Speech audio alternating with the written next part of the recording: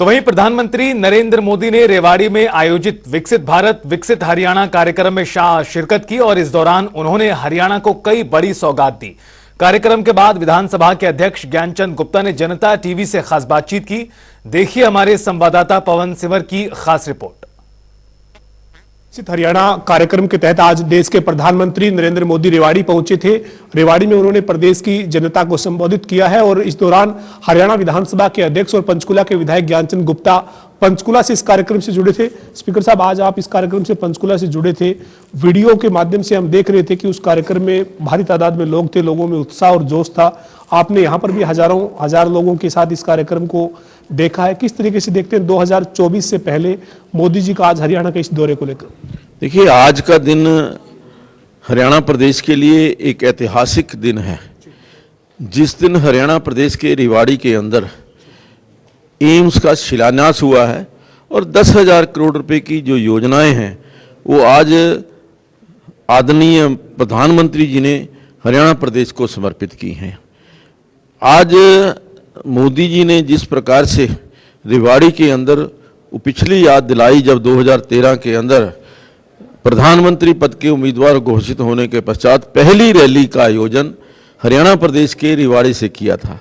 और आज भी जो आने वाला वर्ष 2024 का चुनाव है, आज मैं समझता हूं कि उन्होंने 2024 के लोकसभा चुनाव को लेकर के आज जो शंखनाद किया है और घोषणा की है, ये आशा की है कि भारतीय जनता पार्टी कम से कम 370 सीटें जीत करके और एनडीए लगभग 400 सीटों से पार सीटें जीत करके तीसरी बार देश के अंदर आदरणीय नरेंद्र मोदी जी के नेतृत्व में सरकार बनेगी। विकसित भारत विकसित हरियाणा कार्यक्रम की बात थी। आज मोदी जी जब आए तो विकसित भारत विकसित हरियाणा में विकसित पंचकुला दौड़ में कहां पहुंचा है सर इन 10 साल में?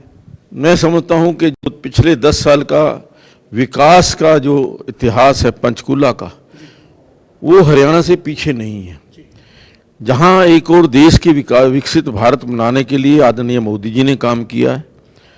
आदरणीय मनोहर लाल जी ने पूरे हरियाणा को सबका साथ सबका विकास, हरियाणा एक हरियाणवी एक की जो घोषणा थी उसको पूरा किया है। वहीं पंचकुला के अंदर भी उस विकसित भारत विकसित हरियाणा के साथ साथ पंचकुला भी पूरी तरह से विकसित हुआ है।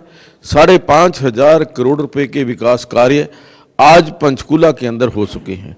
आज पंचकुला के अंदर भी मेडिकल कॉलेज का शिलान्यास हुआ है। National institute of fashion technology आज पंचकुला के अंदर कार्य कर रहा है।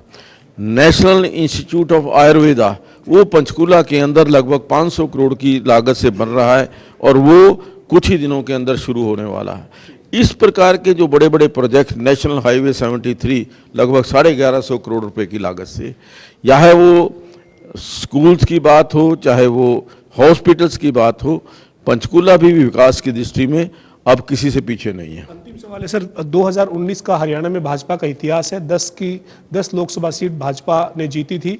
मोदी जी अब एनडीए की 400 पार की बात आज कर रहे थे और भाजपा की 370 की बात कर रहे थे। तो हरियाणा का जो इतिहास है वो दोहरा पाएंगे सर? केवल इतिहास ही नहीं दोहराएंगे। अगर मोदी जी कोई 2-1 सीट और जोड़ देंगे साथ में ना, वो 10 की 12 सीट जीत करके आएंगे। बहुत बहुत धन्यवाद सर। हमारे साथ हरियाणा विधानसभा के अध्यक्ष और पंचकुला के विधायक ज्ञानचंद गुप्ता थे, जो कह रहे हैं कि आज नरेंद्र मोदी हरियाणा के रेवाड़ी पहुंचे हैं। उन्होंने जनता से आशीर्वाद लिया है और एनडीए 400 पार और बीजेपी अकेले 370 पार की अपेक्षा उन्होंने लोगों से की है और उन्हें उम्मीद है कि लोग जिस तरीके का जोश और उत्साह दिखाया है उस तरीके से इस बार 2024 में एक बार फिर तीसरी बार प्रधानमंत्री नरेंद्र मोदी को लोग मौका देंगे।